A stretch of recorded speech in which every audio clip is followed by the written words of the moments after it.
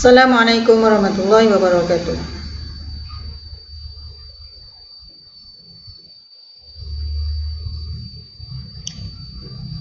Assalamualaikum warahmatullahi wabarakatuh. Kembali semula kita untuk pelajaran Jawi tahun 5. Okey, tajuk untuk kita hari ini ialah jenis-jenis ayat. Okey. Dalam pelajaran Jawi sama juga dengan bahasa Melayu, kita akan mempelajari jenis-jenis ayat. Okey, cuma perbezaannya ialah dari segi tulisan. Bahasa Melayu menggunakan tulisan Melayu ataupun tulisan Romi, dan untuk Jawi kita menggunakan tulisan Jawi. Jenis-jenis ayat yang akan kita pelajari ada 5, iaitu yang pertama ayat penyata, ayat nafi, ayat kehendak, ayat tanya, dan ayat seru. Okey, kelima-lima jenis ayat ni akan anda pelajari dalam sukatan pelajaran tahun 5. Untuk hari ini kita akan fokuskan kepada ayat penyata. Ayat penyata. Okey, setelah anda mempelajari ayat penyata, apa objektifnya? Iaitu anda akan mengenal contoh ayat penyata. Anda akan mengenal apa itu ayat penyata. Anda boleh membaca petikan ayat penyata dengan intonasi yang betul. Anda juga boleh menulis ayat penyata dengan betul, sama ada dengan tulisan Jawi atau tulisan Romi. Okay, ini objektif yang saya cuba untuk kita capai pada hari ini.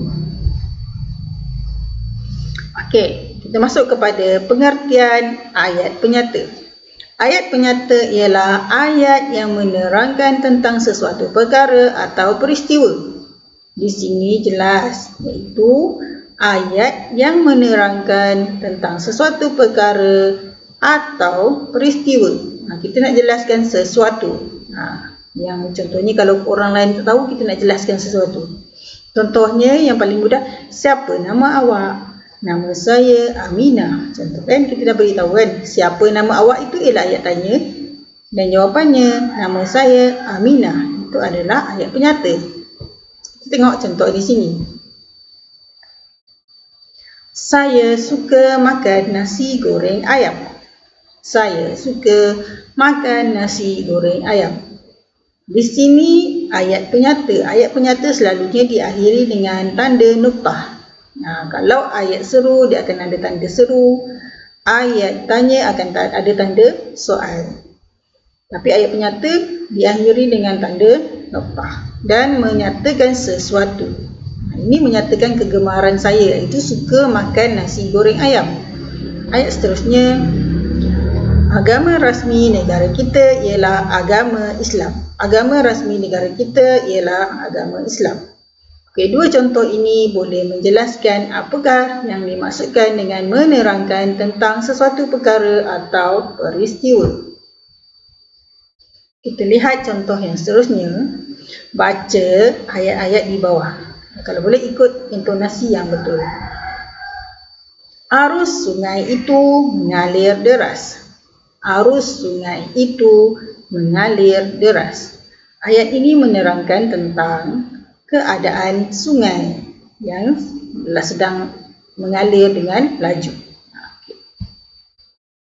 Setiap hari saya ke sekolah menaiki basikal. Setiap hari saya ke sekolah menaiki basikal. Kereta itu berwarna putih. Kereta itu berwarna putih. Kakak saya seorang pelajar universiti. Kakak saya seorang pelajar universiti. Ustaz Amir mengajar mata pelajaran bahasa Arab. Ustaz Amir mengajar mata pelajaran bahasa Arab. Okey, 5 contoh ayat ini banyak menceritakan atau menerangkan sesuatu perkara. Okey, contoh ayat pertama menerangkan tentang keadaan sungai. Ayat yang kedua menjelaskan tentang apa kenderaan yang kita gunakan ketika pergi ke sekolah. Ayat yang ketiga menjelaskan warna kereta. Ayat yang keempat menerangkan tentang kakak kita. Okey, dan ayat yang kelima menjelaskan tentang apakah pekerjaan Ustaz Amis. Okey. Diharap setelah membaca ayat-ayat dan penerangan tadi dapat memberi anda lebih jelas dan lebih faham.